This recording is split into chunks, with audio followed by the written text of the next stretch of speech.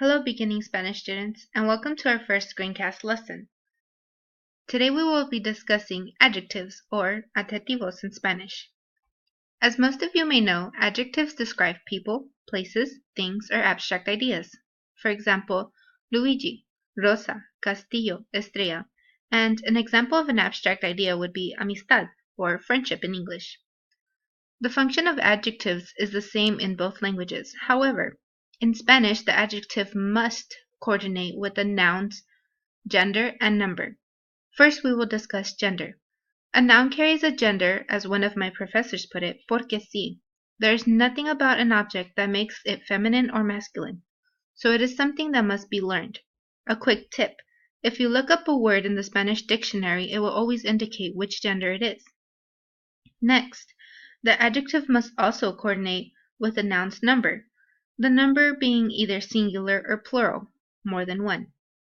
Now, to coordinate the adjective with the noun, the proper ending must be added to the adjective. If it is masculine, it will end with an O.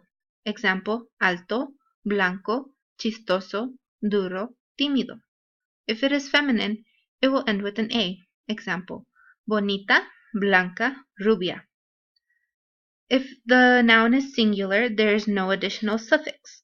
But if it is plural, an S or, in some cases, an ES will be added.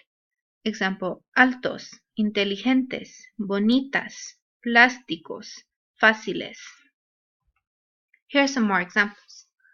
Miguel es creativo, el niño chistoso, los árboles verdes, María es bella, la mesa roja, las mujeres inteligentes. In the first example, Miguel is a singular masculine noun. Therefore, creativo only has the indication of the masculine. If you jump down to los árboles verdes, the plurality is coordinated in the ES. And if you jump down to la mesa roja, la mesa is clearly a feminine singular noun, and that is shown in the adjective. Practice. Which adjective correctly coordinates with the subject?